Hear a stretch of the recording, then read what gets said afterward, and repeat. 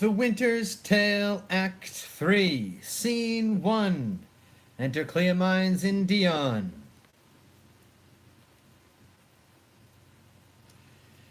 The climate is delicate, the air most sweet, fertile the isle, the temple much surpassing the common praise it bears. I shall report, for most it caught me, the celestial habits, methinks I so should term them, and the reverence of the grave wearers. Oh, the sacrifice! How ceremonious, solemn, and unearthly it was in the offering! But of all, the burst in the ear-deafening voice of the oracle, kin to Jove's thunder, so surprised my sense that I was nothing. If the event of the journey prove as successful to the queen, oh, be it so, as it hath been to us rare, pleasant, speedy, the time is worth the use on it. Great Apollo, turn all to the best. These proclamations so forcing faults upon Hermione, I like little.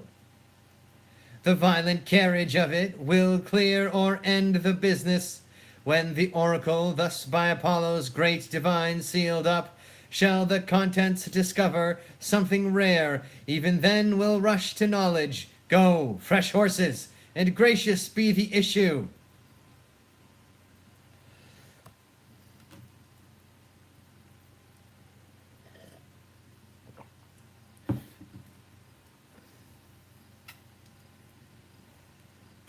Scene 2. Enter Leonates,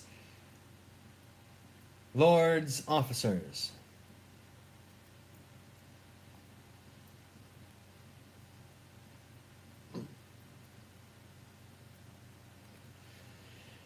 This sessions, to our great grief we pronounce, even pushes against our heart the party tried, the daughter of a king, our wife, and one of us too much beloved. Let us be cleared of being tyrannous, since we so openly proceed in justice, which shall have due course, even to the guilt of the purgation. Produce the prisoner. It is his highness's pleasure that the queen appear in person here in court. Silence. Read the indictment.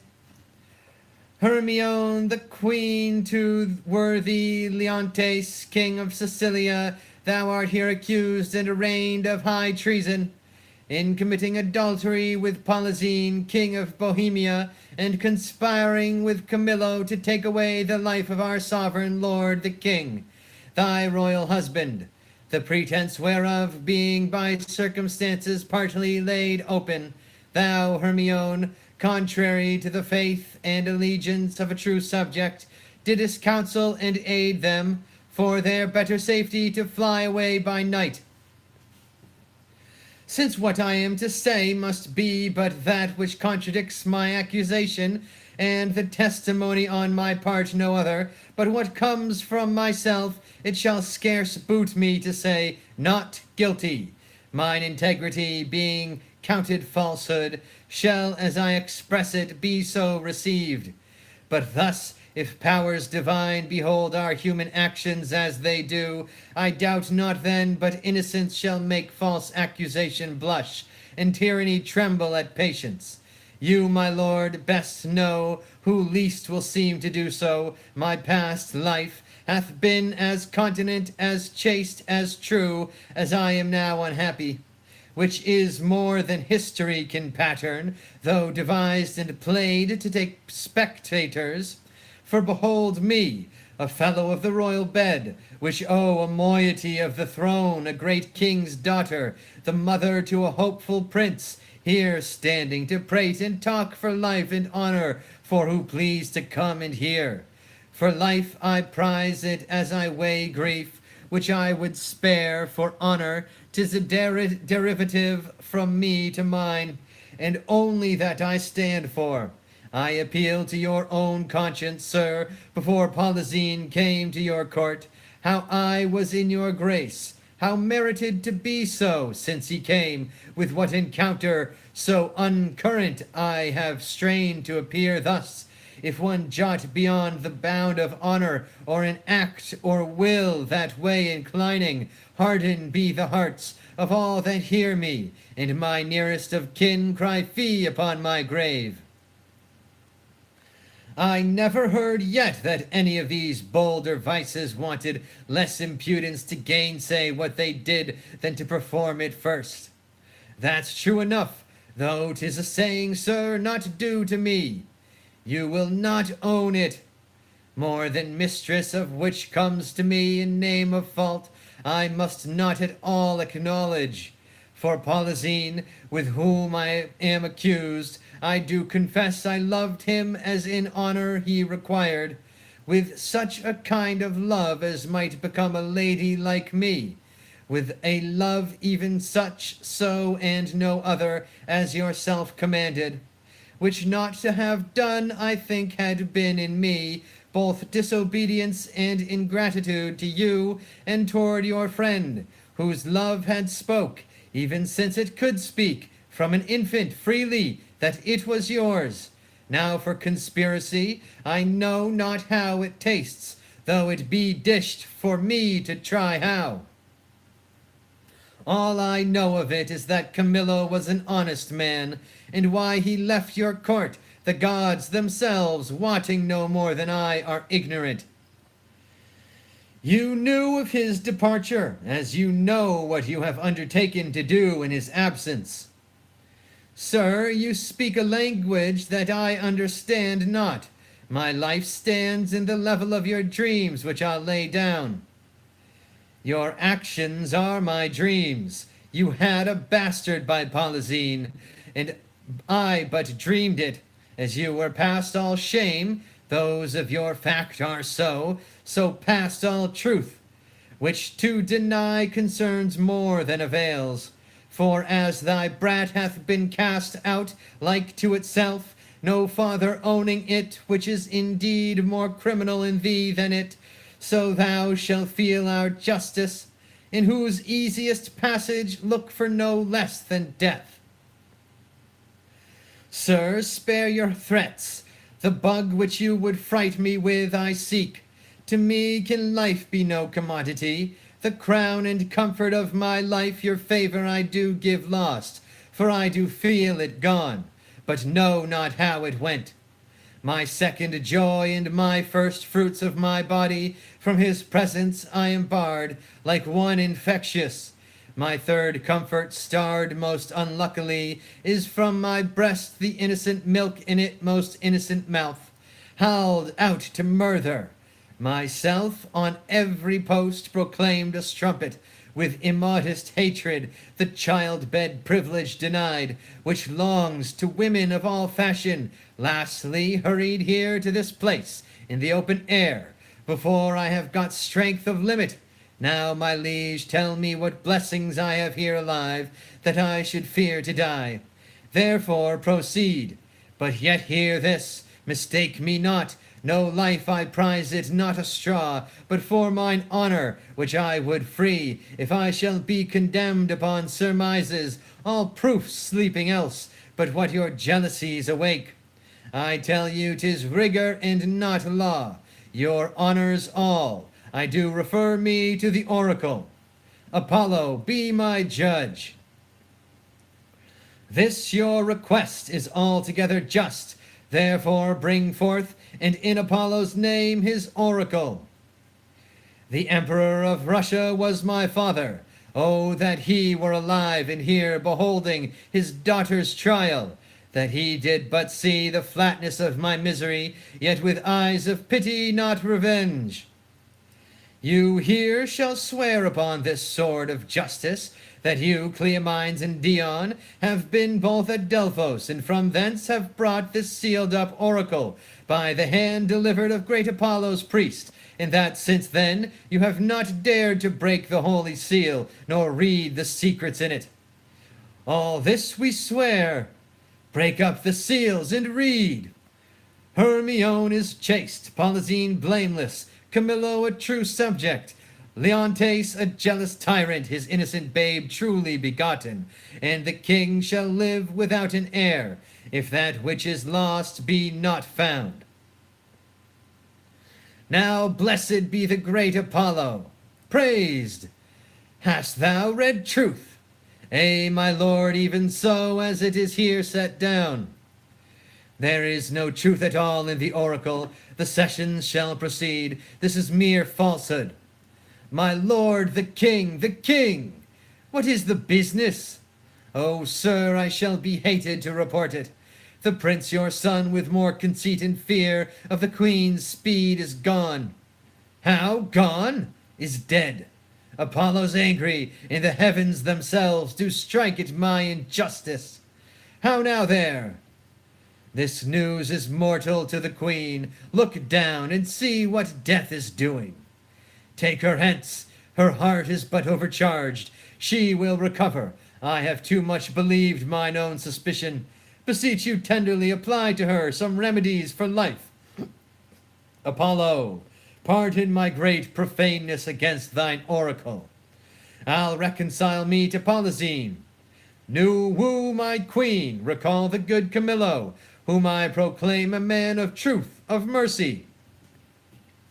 For being transported by my jealousies to bloody thoughts and to revenge, I chose Camillo for the minister to poison my friend Polysene, which had been done. But that the good mind of Camillo tardied my swift command, though I with death and with reward did threaten and encourage him, not doing it and being done. He, most humane and filled with honor, to my kingly guest unclasped my practice, quit his fortunes here, which you knew great, and to the hazard of all uncertainties himself commended, no richer than his honor. How he glisters through my rust, and how his piety does my deeds make the blacker. Woe the while! Oh, cut my lace, lest my heart, cracking it, break too. What fit is this, good lady? What studied torments tyrant hast for me?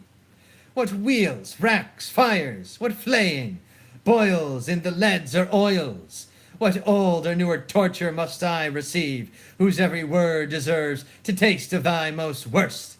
Thy tyranny, together working with thy jealousies, fancies too weak for boys, too green and idle for girls of 9. Oh, think what they have done, and then run mad indeed, stark mad, for all thy bygone fooleries were but spices of it.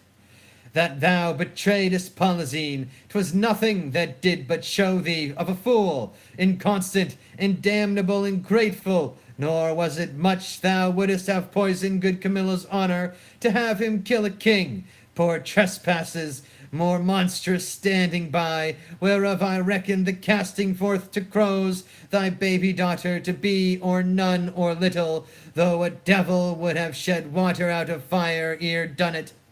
Nor is it directly laid to thee, the death of the young prince, whose honorable thoughts high for one so tender, cleft the heart that could conceive a gross and foolish sire, blemish his gracious dam. This is not, no, laid to thy answer, but the last, O lords, when I have said, cry, woe! The queen, the sweetest, dearest creature's dead, and vengeance for it not dropped down yet. The higher powers forbid. I say she's dead, I'll swear it, if word nor oath prevail not, and go see. If you can bring tincture or luster in her lip, her eye, heat outwardly, or breath within, I'll serve you as I would do the gods. But O thou tyrant, do not repent these things, for they are heavier than all thy woes can stir. Therefore betake thee to nothing but despair. 1,000 knees, then 10,000 years together, naked, fasting upon a barren mountain, and still winter and storm perpetual, could not move the gods to look that way thou wert. Go on, go on. Thou canst not speak too much. I have deserved all tongues to talk their bitterest. Say no more. However the business goes, you have made fault in the boldness of your speech. I am sorry for it, All faults I make when I shall come to know them, I do repent. Alas, I have showed too much the rashness of a woman. He is touched to the noble heart. What's gone and what's past help should be past grief. Do not receive affliction at my petition. I beseech you, rather, let me be punished that have minded you of what you should forget. Now, good my liege, sir, royal sir, forgive a foolish woman. The love I bore your queen, lo, fool again. I'll speak of her no more, nor of your children. I'll not remember you of my own lord, who is lost too. Take your patience to you, and I'll say nothing. Thou didst speak but well when most the truth, which I receive much better than to be pitied of thee. Prithee, bring me to the dead bodies of my queen and son. One grave shall be for both. Upon them shall the causes of their death appear, unto our shame perpetual. Once a day I'll visit the chapel where they lie, and tears shed there shall be my recreation. So long as nature will bear up with this exercise, so long I daily vow to use it. Come and lead me to these sorrows.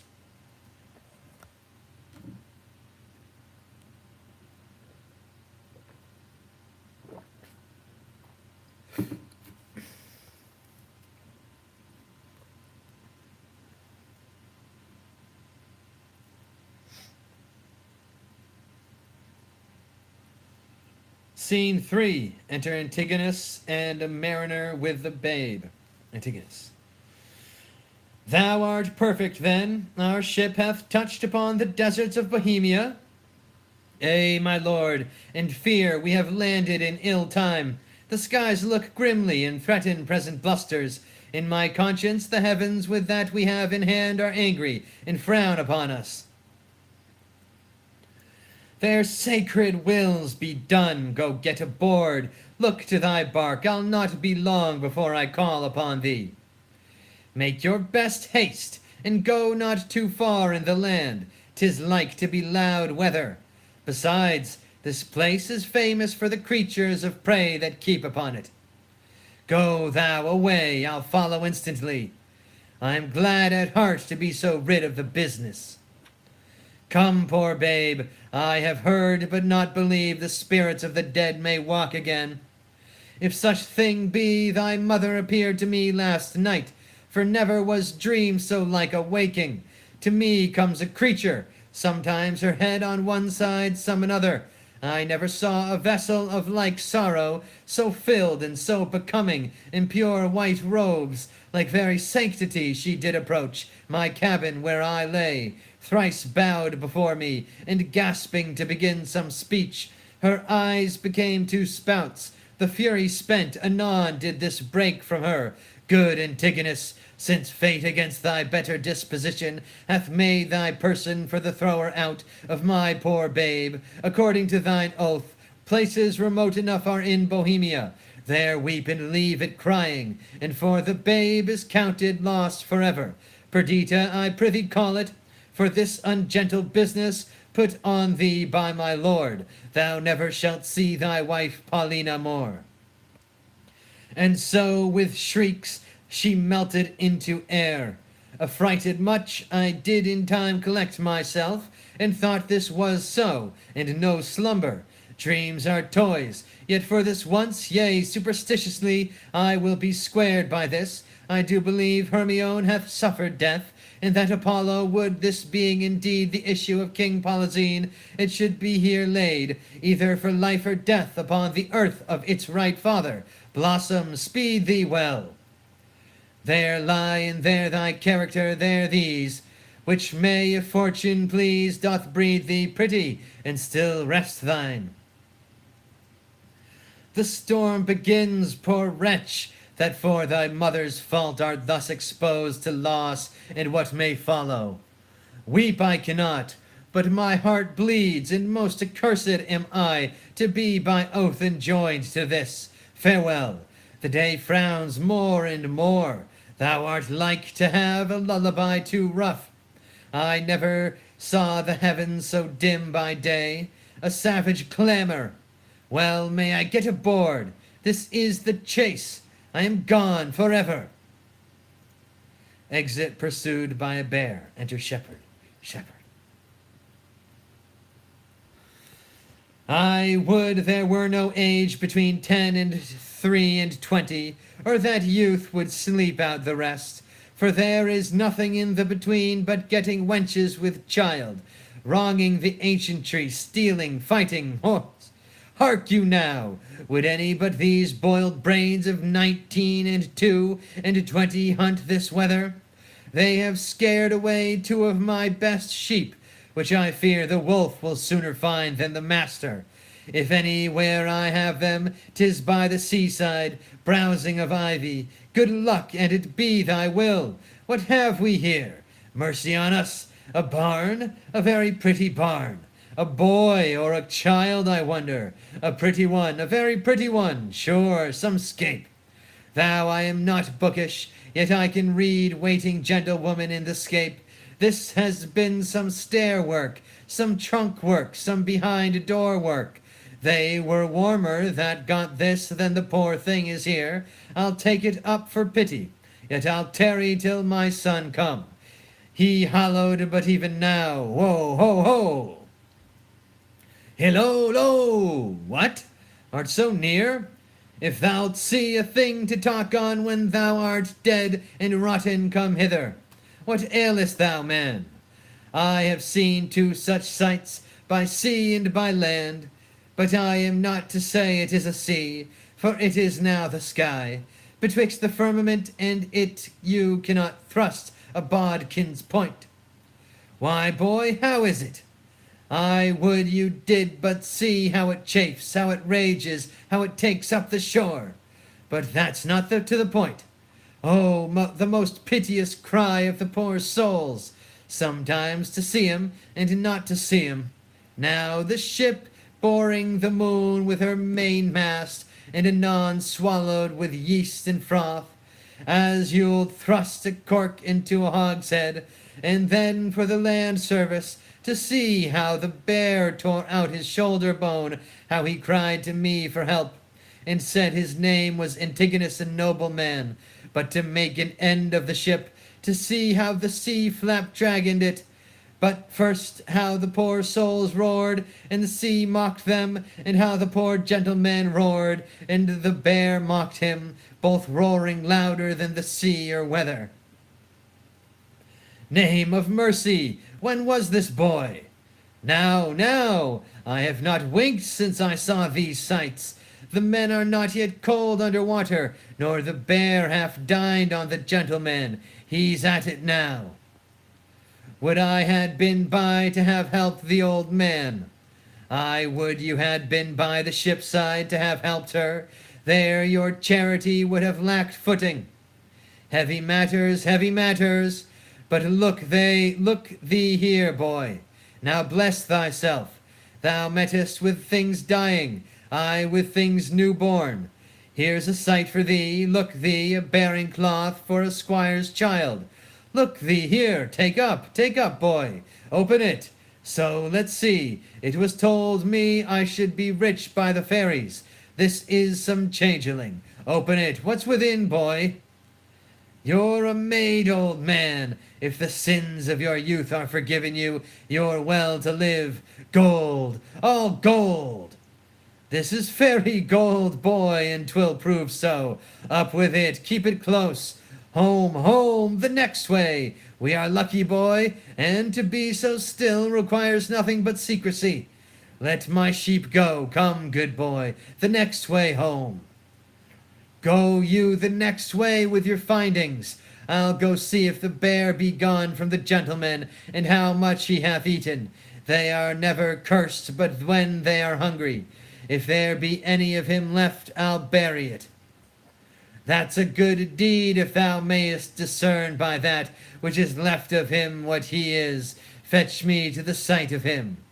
Marry will I, and you shall help to put him in the ground. 'Tis a lucky day, boy, and we'll do good deeds on it. End of Act 3 of The Winter's Tale. Amen. Praise be to God. Jesus Christ. Jah Rastafari, the Most High. Bless William Shakespeare.